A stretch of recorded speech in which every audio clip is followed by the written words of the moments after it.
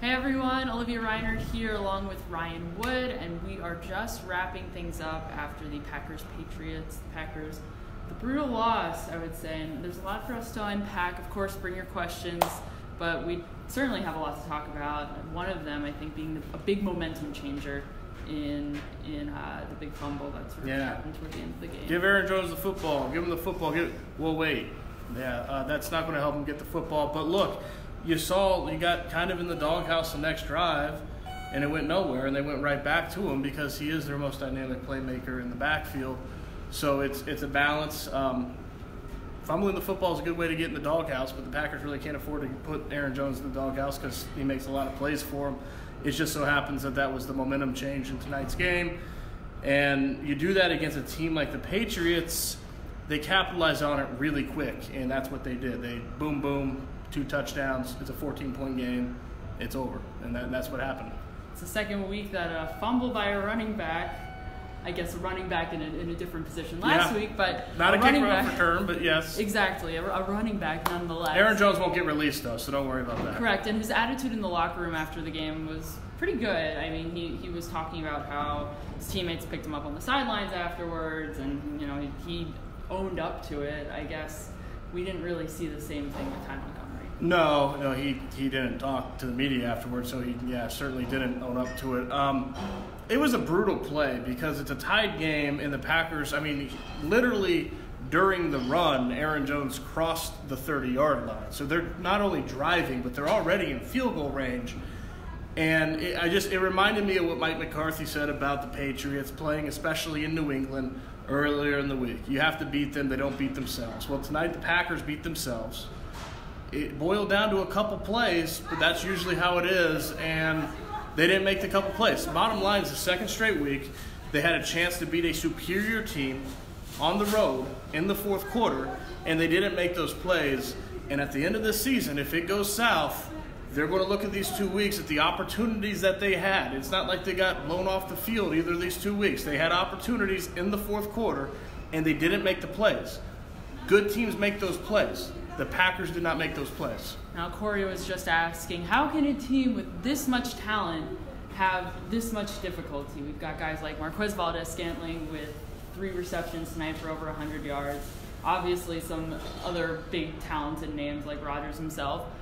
What's going on here? It's about not playing clean football. One of the Patriots' drives were really ignited by a 15-yard penalty from Jermaine Whitehead when he was ejected for slapping the Patriots center in the face. 2 plays tonight gave the Patriots 70 yards in 10 plays. The reverse for the flea flicker for 33 yards, and then the double pass for 37. That's 10 plays and 70 yards right there. It doesn't come down to much, but again, you go back.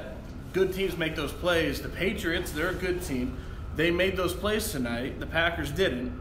And that's the second straight week that the Packers have been unable to do that. It's going to be tempting, I think, going forward to look at these past 2 weeks, which are really barometers for this team, and think, hey, they're close because they had a fourth quarter chance on the road against these 2 opponents.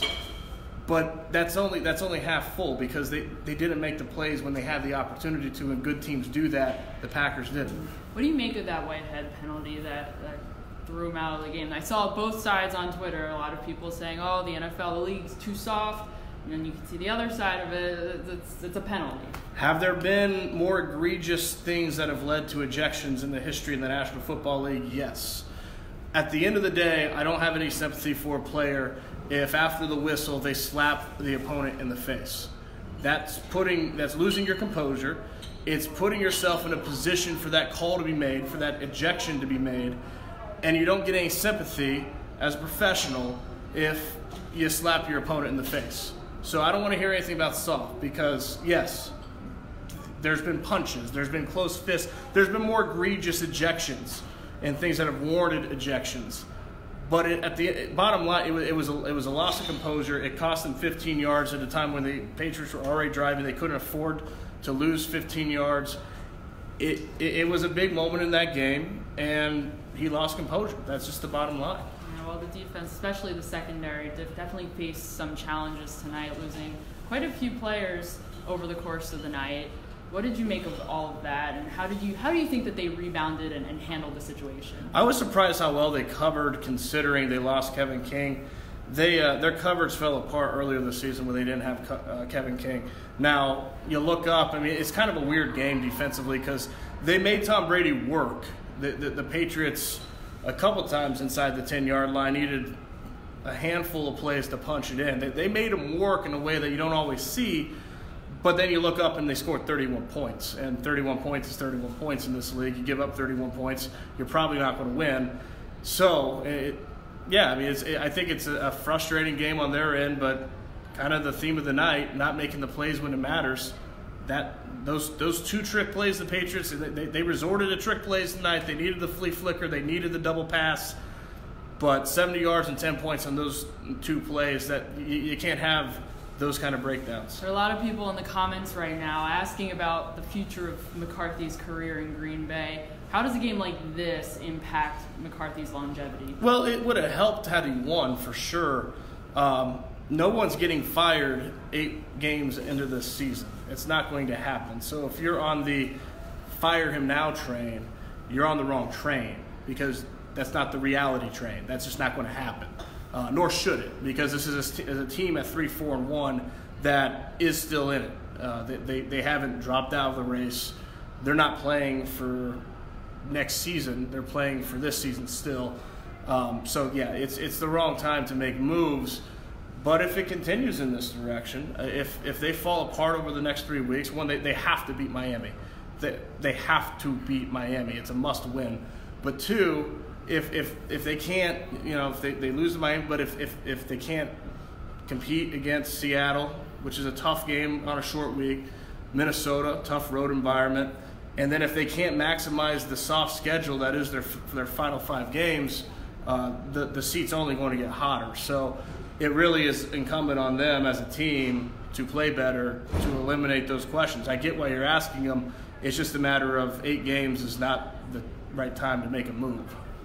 Now, another coach that whose unit certainly had some difficulties tonight, special teams, Ron Zook. What did you make of his unit tonight? Well, the Robert Tonyan roughing the kicker was a big moment in this game, and Robert Tonyan is not a scapegoat.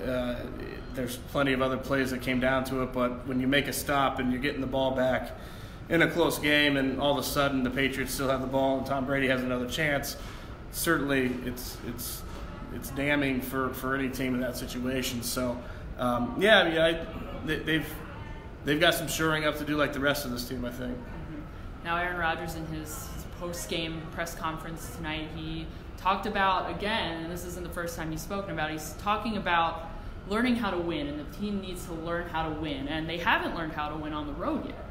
You could kind of see this coming, because when they need the last-second miracles that they got against Chicago and against especially San Francisco at home, knowing that some really tough road games were coming up, you can't continue to live that way in this league and not get burnt by it.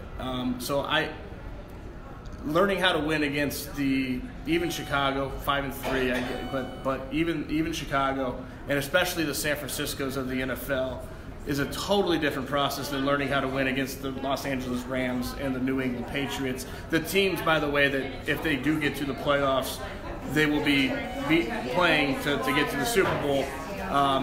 They're not there yet, and they haven't shown any indication that they're going to get there.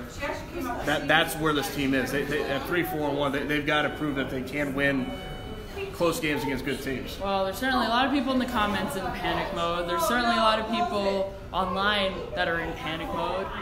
When is the right time to enter panic mode? Is it now? Is it too preemptive? It's heading in that direction. It is a little early. The thing to keep in mind is that the final 5 games for the Packers are all winnable. In fact, they should win their final 5 games. So if they can kind of hold on for dear life during the stretch, which if you didn't think that this stretch was going to be tough, then you weren't paying attention. At Los Angeles, at New England, at Seattle on a short week coming up, at Minnesota. It's a brutal schedule. Aaron Rodgers a couple weeks ago said it's as brutal of a schedule as he's seen since he's been the Packers quarterback. So this was kind of expected. I think the frustration is that they gave themselves fourth quarter chances and they didn't capitalize. But no, that's kind of the NFL right now. You got your handful of elite teams, which the Packers are not one. You have your handful of garbage teams, which the Packers are not one. And then you've got everyone else that's kind of lumped in the middle. And so it could go one of two ways. And we don't know yet which way that'll go. I don't think that's panic mode. No, not yet. Okay, well, you heard from Ryan, everyone. We're not panicking yet, so maybe we'll dial it back just a little bit. We'll take a few more questions, but I saw someone ask about Jaycee Stats a little bit earlier. And how did you think he performed tonight compared to last week especially? Yeah, I don't have the numbers in front of me. No 25-yard punts tonight. That's improvement. A weird night for him, in case you didn't know, and I'm sure they probably even mentioned it on the telecast, but his wife is due to have a baby anytime. So obviously some personal things going on with him. He did punt tonight, punted pretty well. Didn't punt great, but yeah, again, there was no major shanks or anything like that like you saw last week in Los Angeles. Right, so he was the active quarterback. Excuse me. What time is it? Yes. He was definitely not the active. Approaching midnight. Oh my goodness, yes. But anyway, so active punter, yes. Active punter, yes, he was. Great. So cool. So is there any closing thoughts? Anything that the Packers should really be thinking about heading into next week? No, I think Davante Adams put it pretty well. They're close. I think that's clear. I mean, they had fourth quarter chances against the Rams and against the Patriots on the road. They're close. They need to get that game to get over the hump. The problem midway through the year is that they're running out of those games, like Davante Adams said. So they're close, but the close is not going to cut it for much longer. They need to get over that hump if they're going to have the season they want. Yeah, they're close and they're inconsistent. I think we can agree on that. Aaron Rodgers spoke about it also in his post-game press conference, that they've been inconsistent. They've had good stretches and good parts of their drives, and then they've sort of fallen flat on their faces, a lot of 3-and-outs. And it's been a little bit disappointing in that realm. So we'll see. There's plenty of season left. We'll see if they're able to get going. Of course, we will be there with you guys for the rest of the season. But, of course, we will also see you tomorrow at media availability. So stick around always on Packers News, and have a good night. Thanks for joining us.